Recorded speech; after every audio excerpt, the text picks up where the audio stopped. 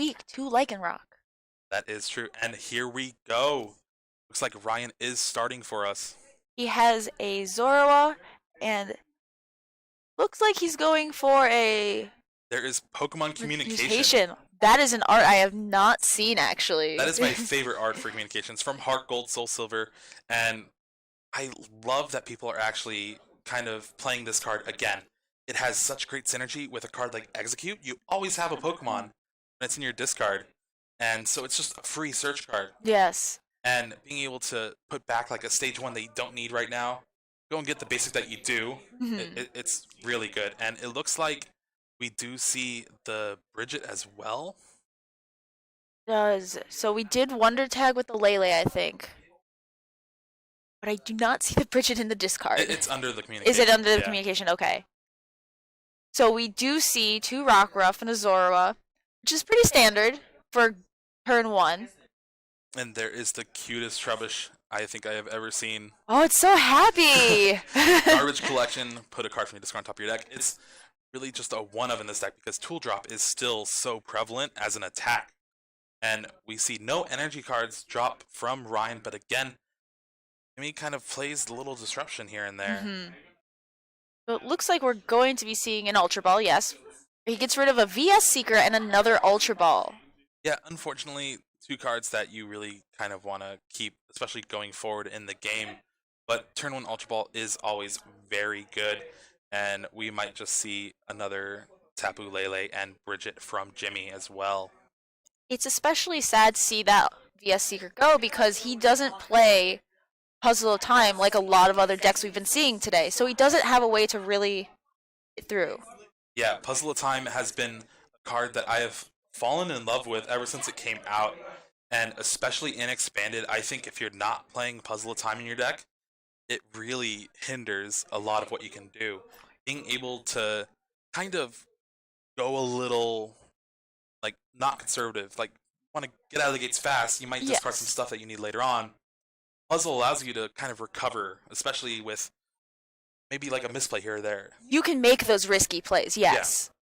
Yeah. But Jimmy, not really having a good draw engine like Zoroark to dig for these puzzles, it makes it a little bit harder.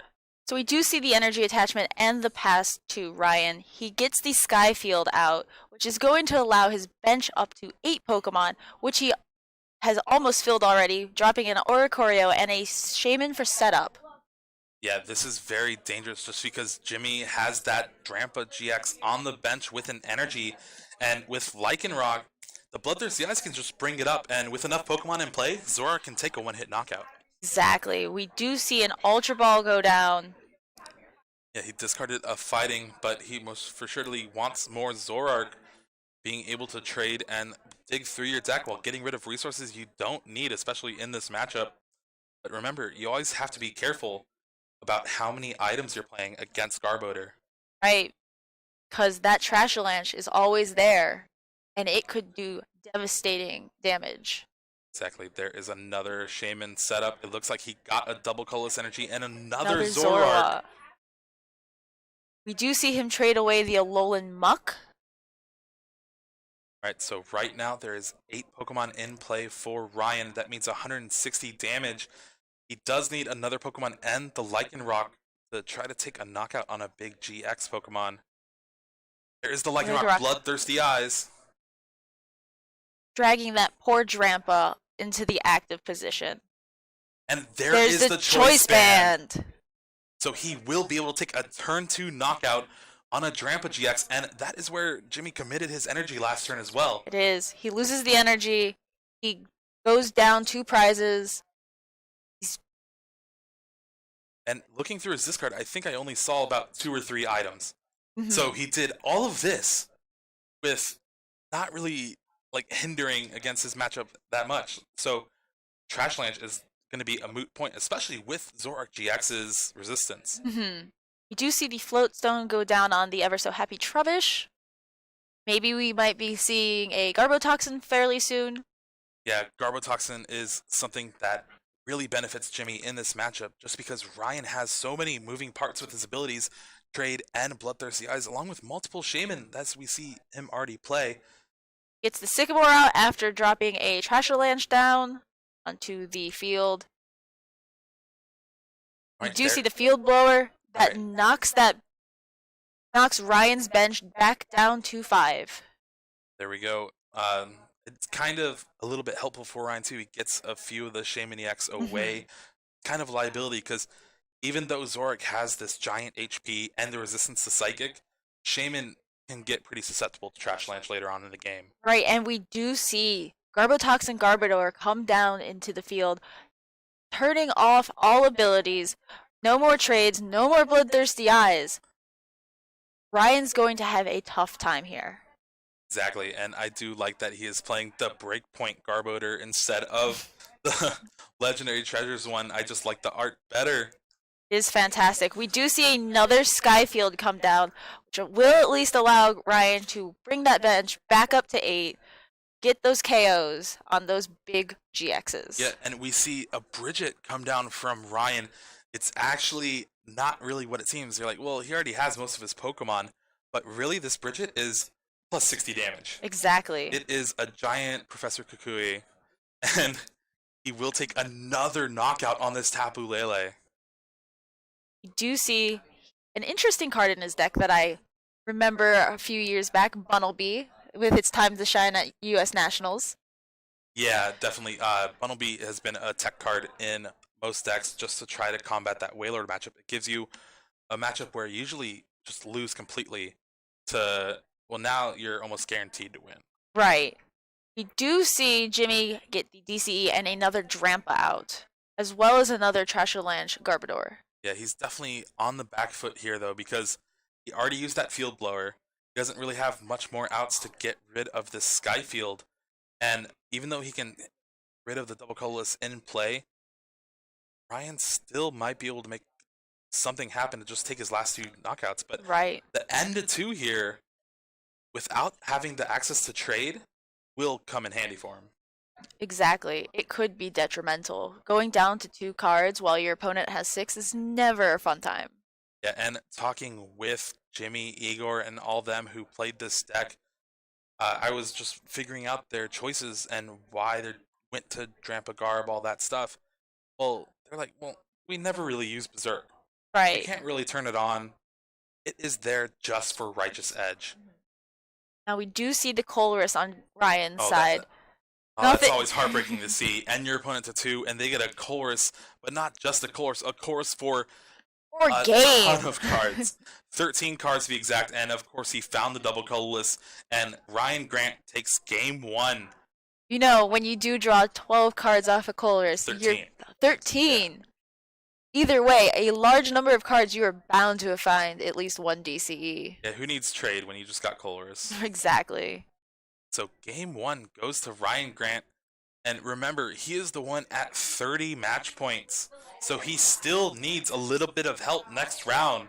Try to make it in top 8 from our calculations. Mm-hmm. While Jimmy is just needing a win. Is but a loss for either one, and it might not happen for either of them. Exactly. This is an important game. So going into game 2, what does Jimmy need to do? So it was really hard because Ryan just took prize after prize after prize. I think it was turn 4, the game was over. Pretty much, yes. Now Jimmy is going to have the advantage because he will be able to get that Garbotoxin active turn 2 if he has the ability. Mm-hmm. And that's what we saw here. Bloodthirsty Eyes really just put him so far back. Taking away that Drampa and the energy, he really had to just restart his turn on turn 2. Right. So being able to get ahead of Ryan and shut off those abilities is his number 1 game plan. Mm-hmm. But with him going first this game, we should be able to see that hopefully with him. All right, players all drawing their hands. It's like a Tapu Lele start from Jimmy. Ooh. Not the most ideal, but bulky GX. So it's not terrible. Do see that from Jimmy. He draws his card. Ooh, a double Lele start. Right. Action is on Jimmy. He really needs to get at least a Trubbish down. There's an Ultra Ball. That means access to another Tapu Lele and Bridget if he chooses. But he is sacrificing that dowsing machine for this.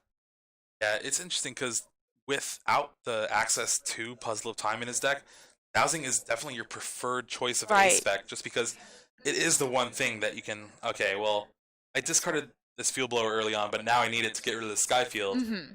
I can do that, but discarding at turn 1, we'll see if it comes to play and if this game actually goes long. Because remember, 4 turns last game. That was it. That was it. But in all games of Pokemon, you never know what's going to happen. So we see him searching through his deck, looking for what he wants. Presumably a Tapu Lele, as we see hitting the field right now. It's going to Wonder Tag, or what I can only assume is a Bridget. Yeah.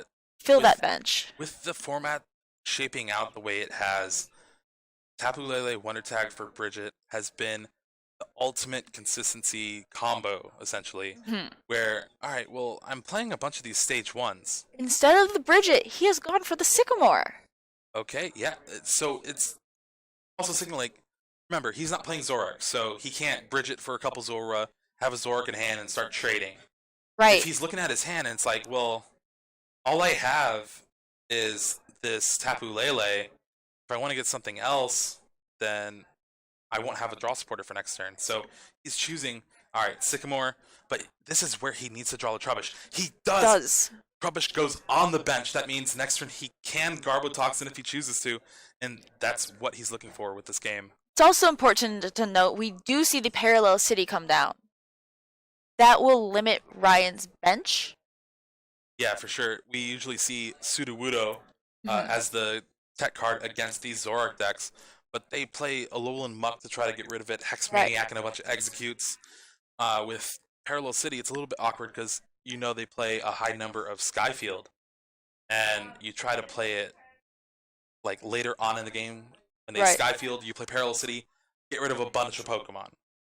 But he had to play it early just because he's Sycamore, so it will not be as good, but it's still gonna try to like. He won't be able to Ultra Ball, Lele, Bridget, get 3 Pokemon. He's gonna try to sacrifice that a little bit. Right, so he's gonna be slowed down just a tiny bit here, but we do see him get a Rockruff and 2 Zorua. Looks like he had the natural Bridget. Well, he had the computer search. Okay, the computer search. Who needs to Ultra Ball for Lele when you could just computer search for the Bridget straight up? Exactly. We do see a energy attachment to the Rockruff on the bench. Yeah, one thing I haven't really been seeing this weekend is the use of these powerful GX attacks. Very rarely we've seen a GX attack in a game to like take the game, but Lycanroc is one of those where Dangerous Rogue GX, it is amazing. 50 times the number of bench Pokemon your opponent has. Massive damage. Could kill a Wailord. Exactly. And here I think we're seeing another Ultra Ball from Jimmy. And there is Tapu Lele and a Guzma. So Guzma could be targeting down that Rockruff, because remember, he has the Float Stone on the active.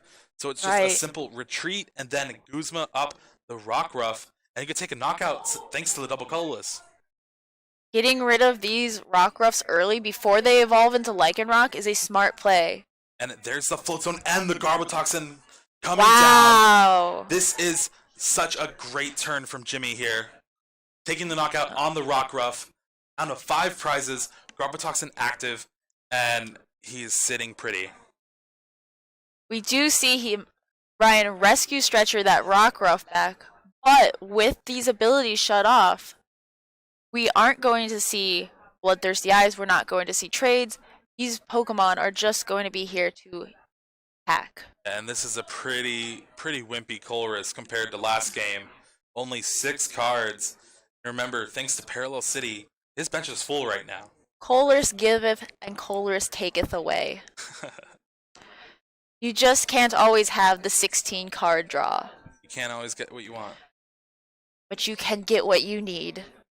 And it looks like he might just pass to Jimmy. Ooh. Depends what he drew from his 6 cards. Ideally, we want to see possibly a Skyfield here. Anything. Yeah, he did pass to Jimmy. Yes. Right. So there's the Rainbow Energy on the Tapu Lele. And Yep. that means it's a knockout on a Zorua. Do you see him Sycamore first? Looks like he drew at least, yes, he did draw Trubbish. The way this game has been going from last game shows how important it is to go first in this matchup.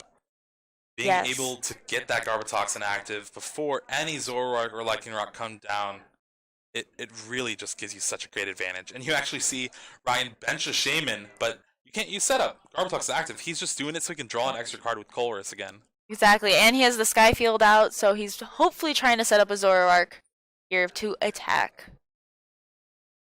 And there is the 10 damage on the Tapu Lele, meaning 160 HP left. It kind of makes it so he doesn't need one Pokemon extra for Right. the Zoroark with Riotous Beating. There is double puzzle time from Ryan.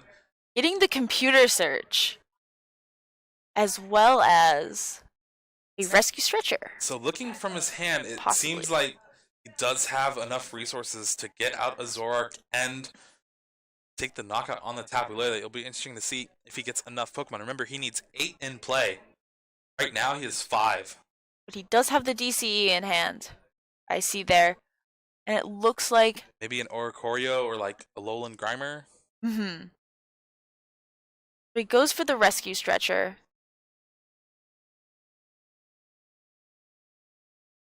From what I can see in his hand, he doesn't seem to have... So computer search has to get Zoroark here. Yes. Alright, he's getting rid of the Getsus. He needs it. That's his attacker. And I don't know, I'm trying to count, and I only do see maybe that one Pokemon and then the rescue stretcher, but the rescue stretcher would only bring it to your hand. And only one Pokemon, so he's still one Pokemon short. So he ends up discarding the Getsus and the VS Seeker. Yeah, and it's also important to keep an item count. Let's see, he's going through. Alright, there's quite a few items. I think I counted 6, maybe 5. Approximately around there. Guess what? That's enough to knock out a Shaman. That is, we do see him grab the Zoroark, the DCE. You do have an Oricorio in hand, and another Rockruff. Alright, so that means there will be 8 Pokemon in play. Riotous Beating will be able to take a knockout on this Tapu Lele, all thanks to the Rainbow Energy. And here we go. Jimmy just checking to make sure. Alright. Tapu Lele goes down. Ryan now has tied it up 4-4 prizes apiece. Jimmy Pendarvis promoting that. Garbodor. And wow, here is the second parallel city from Jimmy. Oh, this is heartbreaking. That was a clutch play. Having to figure out what to get rid of. You just got rid of 5 Pokemon. And here is the teammates as well. Teammates, such a powerful card, especially in decks where you really kind of need more than just the one card. Right. And I think we might be seeing a Drampa GX come down, trying to strip away that double colorless energy. And we do, with the basic Psychic attached. We'll see the Garbodor retreat into the Drampa. Hitting that Zoroark. You're not doing a lot of damage, but if you just get rid of your opponent's double colorless, you're fine. That damage is... it weakens it a bit, but honestly, you want to get rid of those double colorless. Yeah, so if you look through and been counting the resources Ryan's been playing this game, he's already used 2 double puzzle of time. Right. He's gone through a double colorless. He's gone through a basic fighting. He's really kind of used half of the stuff that he can for this matchup, and he has to just pass. He has no supporter in hand. Now Jimmy, this is where he's gonna turn the tides.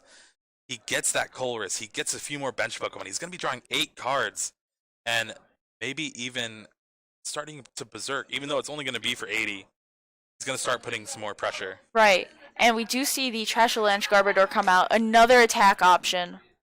We have a third Trubbish on the field as well.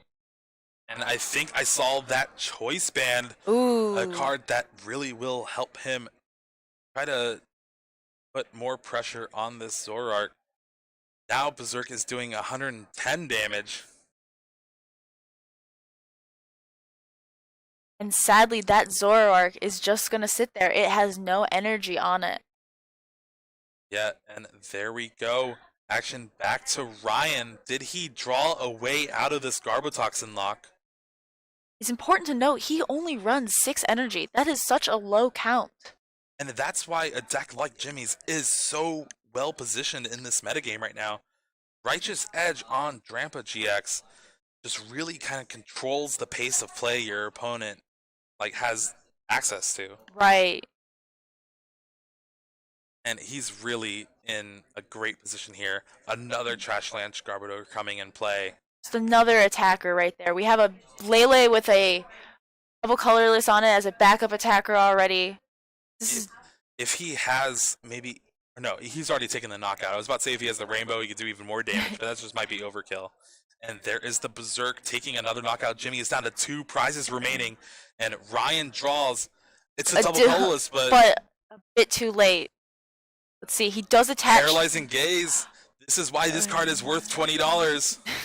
And it's a Tails. And now it's dropped to 10. Now it's dropped to 10. And there's nothing Ryan can do this game. Jimmy is so far ahead. You see a choice band going to the Lele as well as the Trash Lance Garbodor. Jimmy's just buffing his bench more and more.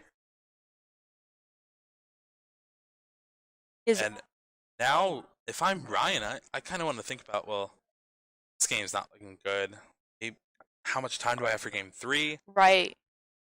Granted, game 2, when he got set up, he got set up. He did. And it was pretty fast, and he does get to go first, so he will be able to get a little bit under this Garbotoxin lock. So we are moving on to game 3 now. Yeah, the way Jimmy and their whole team at TCG Castle have built this deck, it's just puts on a clinic against Zoroark. Does. 2 Parallel City, the Righteous Edge from Drampa GX, and just punishing your opponent for playing super aggressive. It's been phenomenal to watch, and they're probably one of my favorite decks to win the tournament. I would have to agree. It's interesting to see because when Zoroark first came out, Garbodor took a massive hit in the meta where no one wanted to play it. Yeah, I think when the set for Garbodor came out and Seattle Regionals, I think it was, the first one it was legal, it took 26 of the top 32 spots. Right. And now to see it, Memphis never really played. It was nowhere. There was a Garbodor deck with Azul in finals, but it didn't even play Trash Lance. Right. And now to see it just make a huge comeback, even in San Jose, the past expanded regionals, it was nowhere to be found. And it won the expanded regionals before that in Daytona. And just to see this miraculous comeback, where it's possibly going into top 8. Yeah, it's exciting to see, and it has so many different avenues to attack your opponent. You have the Righteous Edge from Drampa, you have Trash Lance, you have even just Energy Drive, and you also have the Tool Drop as well from Trubbish. And it's really just, you have so many options with this deck. Exactly. The versatility of this deck is unreal, as you said. We do see Jimmy end up starting with a Drampa and a Trubbish on his field with a lone Zorua for Ryan. We do see the Pokemon communication come back, though. I just love this card, and I'm so happy people playing Expanded. I know I've said it before, but I can't say it enough. It goes well with so much of the stuff out here, and you don't have to discard your resources to get this Tapu Lele. You just, okay, I'll put back a stage 1 I can evolve into later. Right, and it's interesting to see since in Heart Gold Soul Silver, that was a staple card. You played 4 for the most part. Oh, yeah, for sure. And then you haven't seen it until right now. We've had so many different formats. Synergies with discarding cards that Ultra Ball has just always been better. Right. But now when you could go, I'm going to play 4 Ultra Ball, but I'll play 2 Communication. Just makes your deck even more consistent. It lets you get that Lele out for the Wonder Tag, as we see here, where you just fill your bench, 2 Zorua and a Rockruff. Yeah, and we see Ryan not attaching energy, even if he did have it, chooses not to because Righteous Edge is such a scary attack. Right. And there is the N from Jimmy after attaching a double colorless and a choice band.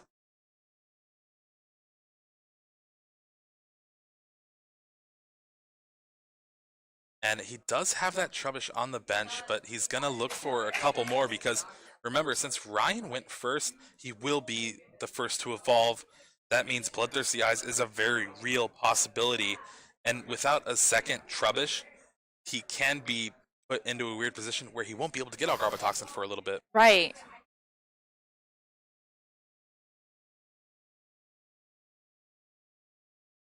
Let's see what Jimmy drew from this N. I don't. He's really thinking He's deep in thinking the tank. maybe. I don't know if he got anything else. I don't. It's not looking good. I don't think. Oh, Tapu Lele, but that's not what you want to see. You already used your supporter for the turn. This might be just the lone Trubbish for this turn. Oh no, he does have the Ultra Ball. He was just playing us. making us sweat a little bit here in the commentary booth. Whew. So going into his deck, probably looking for another Trubbish. I think he has to. He has to. And he did. So we now have 2 Trubbish on the bench. He does go back for that Tapu Lele, getting a supporter for the next turn. Yeah, and unfortunately for him, he will only be able to do 20 to the Zorua choice band, only affecting EX or GX Pokemon. He will have a Colress for next turn, and it kind of punishes Ryan a little bit, where if he chooses to go for the big Skyfield play to knock out this Drampa, then, well, okay, you'll knock out this Drampa, but I'm going to draw a bunch of cards. Exactly. There is the Getsis, and it hits nothing.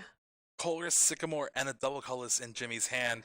But that's good knowledge for Ryan to have. There's a double colorless in hand. Yeah, but Ryan might have needed something. If he doesn't have a Zoroark or anything like that, he might be forced to just pass. And it looks like he's attaching his double colorless to that Rockruff. This is bad. This is not good for sure. We do see, going back to Jimmy Pendarvis, that the Garbodor with Garbotoxin comes down. That DCE goes to that Lele. We get the Colress. Yeah, so he chooses to Colress here instead of the Sycamore. Doesn't want to get rid of the Colress and the Sycamore. This way he just saves the Sycamore for later. Right. And I do like that he's double colorless on the Tapu Lele. To be fair, he could have attached it to the Drampa and taken a knockout on the Zora, but then you're susceptible to a Lycanroc coming out of nowhere. Right. This just gives more pressure onto Ryan, I think, as it's another attacker that's ready. And if that Drampa would to be knocked out, you still have that energy somewhere. And this is the question for Jimmy. Did he draw a Floatstone or a Choice Band to activate that Garbotoxin? Do you see a Trashalanche Garbodor come out? He does also have a basic energy in hand, but he has attached for this turn already, and we see the Happy Trubbish come down as well. But the way Jimmy is playing his hand, it does not look like he has a tool. I kind of would think you'd slap that down right away. Right, but orders of operation, he could be saving it for later. Oh, and you were right, yeah. Floatstone coming down, activating that Garbotoxin versus Seeker for the Colress for next turn. And to be fair, he does not get the knockout, but who cares? Shutting off abilities, you're fully set up right now. Right. Your Lycanrocs and your Zoroarks are just attackers. Your draw engine is gone. And your Guzma engine. Yeah, and your opponent just has to pass again. This is looking beautiful for Jimmy Pendarvis right now. Colress for 8 brand new cards. And Ryan is really put on the back foot here. He has nothing in his hand, and he's relying on the top of his deck without the use of his abilities. He hasn't evolved yet. He just has a lot of basics on his bench, sadly. We do see the Parallel City come in, limiting Ryan down to 3. Man, Jimmy is just like hit after hit in this boxing match. Ooh, we do see the basic Psychic come down onto Trashalanche Garbodor. activating another attacker for him. And there's the Righteous Right. Edge for the knockout. He did have to 3-hit that Zorua, but it doesn't matter when your board is this good. There's a Exactly. Versus Seeker for a Getsus. It does hit 3 this time, so maybe Ryan can try to draw something. But no, I think I saw There's a Skyfield, so he can bring his bench back up. Skyfield, Ultra Ball, and a Versus Seeker, which means he can Getsus again next turn. That's it. That's it. He might be able to bridge it. That's it. Still no evolution in sight in his hand. No. Yeah. And no way to turn off that Garbatoxin. Again, ability lock is so big in this format right now. And going into this tournament, a lot of people cut field blowers from their decks just because, like, well, I'm not going to see Garbodor a lot. We haven't Like, seen it in a couple months. Why would we need it now? exactly. And looking, he does play one, but it's kind of hard to find it when you don't have access to trade to try to draw through your deck. Right. We do see him bring out the Zoroark, though. Yeah, but with his hand and his field the way it is, Zoroark dealing only 60 damage, maybe more, depending on what he chooses to play. I think I see a choice band as well. But against Righteous Edge, it's not what you want to be doing. Right. See Ryan play a Rescue Stretcher. It brings back one of the Zoroas. He's trying to get his bench as bulky as possible right now. And I think he might be holding onto that Skyfield for a turn where he has more Pokemon in play. But he does do the 110 damage thanks to Choice Band. And But there we there's see an Acerola. He drops it right back down, retreats in. This is the worst possible scenario for Ryan right now. Essentially Righteous negating Edge. his last turn completely. And we get rid of that DCE thanks to Righteous Edge. With a Zoroark just stuck in the active now. Again, we see the desperation play of benching a Shaman EX just so he can draw an extra card with Colress, needing to find double colorless, and still, even then, if Jimmy has access to another Versus Seeker or anything like that, he can just Acerola again and make it to where he still hasn't done anything for his turn. Right. This ability lock has put so much pressure on Ryan. It is insane. Does draw the next DCE that he needed, should he want to attack. I think I might see the Field Blower as well. It could be a good opening for him to Bloodthirsty Eyes and get some trades going. And there it is, There Field it Blower, the is. Choice Band, and the Float Zone abilities are now back online. We have 2 trades that we can do. We also have stand-in from the other Zoroark. And I think I see an Ultra Ball in Ryan's hand that could get him a Lycanroc if he chooses to, but He was tempted by the end there. yeah, to trade it away. Right. And remember, with the Choice Band on the active Zoroark GX, that means he only needs, I believe, 8 Pokemon in play to knock out the Drampa. There's the second trade, something that Ryan has been missing all game. Double puzzle here. What do you think he's getting out of this double puzzle? I mean, well, he needs Pokemon. Yes. So But which Pokemon? I don't think it really matters at this point. Either way, could get a Tapu Lele to set up a supporter for next turn if he needs it.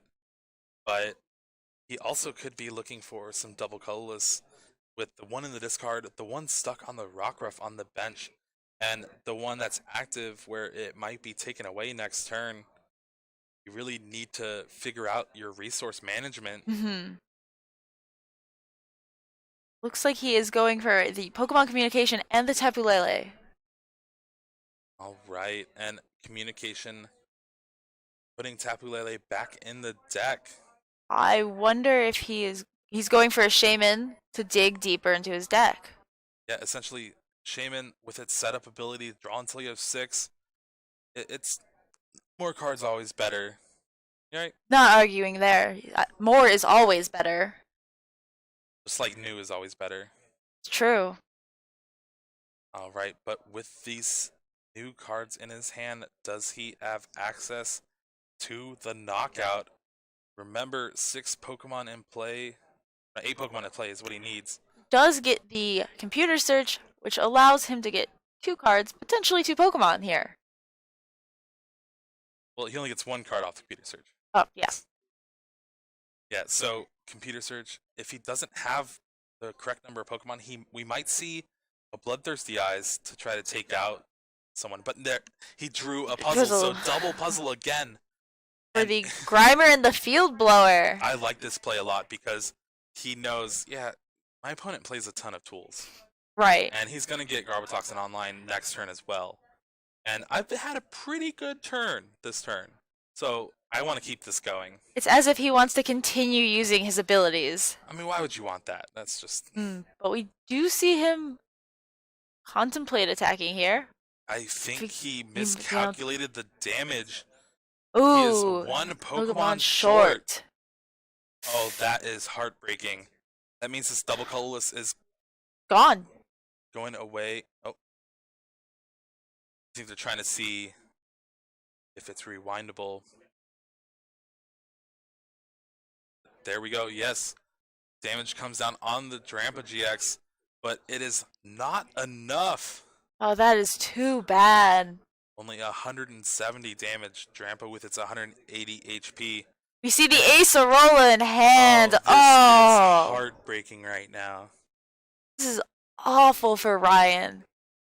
But does he play it? Like, I think... Oh, there is no float zone in place, so we might have to sacrifice the double colors on the Lele to try to retreat to it again. Oh, but, there's the float. Jimmy has been having everything he needs.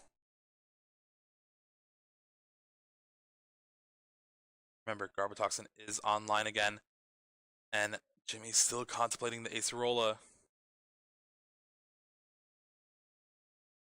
But he no, goes with the N. That's an interesting play. Maybe because he saw Ryan had a bunch of cards in hand. Had that Field blower, yes. So he's like, well, I can Acerola do this, only do 20 damage. Of course, get rid of your double colorless, but then you could just probably do the same turn again, trade, then maybe Lycanroc as well. Just better to N you and kind of force you to draw the double colorless without having access to trade. Because then there is only 1 DCE left, and it could possibly be prized for all we know. Yeah, and we see the 6 or 5 cards that Jimmy drew. He drew the Parallel City here. That is another big card. Such a killer card in this matchup. Getting rid of most of Ryan's bench. And we see the retreat. With all the cards Ryan's played, I wonder how many items he has this card. I'm sure it's enough to take the knockout here. Remember, Zoroark does have resistance. Yeah, there's the way knockout. Too many items. He played 4 Puzzle of Time in 1 turn last time, so. We do see stand-in Zoroark come in. Yeah, stand-in Zoroark, a card that is very good in a matchup like this just because it's a 1 prize attacker and can take big knockouts. It helps with the prize trade, yeah. And there we see a chorus from Ryan himself, drawing 7 cards. And an egg on the bench. It's not really where you want to be, but you need those cards. Again, he's looking for that double colorless energy. I think he got the Field Blower. He might be able to spin the wheel again. And looking at Ryan's deck, it's running pretty low as well. There's the Field Blower, yep. Abilities are back on. We can see a trade. His bench space is back on. That too. More importantly, he needs to start digging again. There is a Tapu Lele Wonder Tag searching for a supporter. But remember, he already played it, so he's just preparing for next turn. He's like, you're probably going to get another knockout. This N will help me by putting you low. The real question is, does he have the double colorless to take the knockout here? Trade. Trades the Alolan Muck away. Did he draw it? I think I saw the computer search, But No, he passed. Oh, that is terrible for him. I wonder No if it's double prized. colorless. So Jimmy, oh my gosh, he is such in a commanding position right now. Garbotoxin is not active, but if he gets another tool, that spells most for surely the end for Ryan right now. Does. And Trash Lanch doing so much damage, it's looking very good for Jimmy Pendarvis. Currently just searching through, checking his discard. Going for the possibility of a rescue stretcher here. Debates against it, has to go check his discard again. Right, rescue stretcher coming down. It's the Tapu Lele. Remember, abilities are back on, so it's good news for Jimmy. See him go for the Tapu Lele for the Wonder Tag. Could we see maybe even a Guzma here, depending on how many items there are in Ryan's discard? See a Sycamore. Getting another Trash Lanch would also be very beneficial for Jimmy right now. Because since it is such a strong attacker this late in the game, being multiple of them in play and also trying to find another tool card is what you need to do. Ooh, we see the Parallel City again. But this is interesting because he Parallel Cities himself. Yes. Getting rid of a couple liabilities on his bench, that Drampa that was heavily damaged from the Zoroark. We see him attach another DCE to that Tapu Lele, making it a bulky attacker, and going in for a Sycamore to refresh his hand. Yeah, so with Tapu Lele, its energy drive, it doesn't get affected by weakness or resistance. That means the inherent advantage Zoroark has against Garbodor is a moot point against Tapu Lele. Yes. We see a Ultra Ball go into the discard. Jimmy's searching his deck just to see what there is. Draws nothing out of it. No, he got a Oh, did he? Trash Lance, okay. So now he has both of those in play. And he got the Float Stone. Wow. Trash Lance takes the knockout. Jimmy's down to 2 prizes left. And he is 2 prizes away from making 34 match points and almost guaranteeing himself in top 8. Impressive comeback from game 1 where he was just had nothing.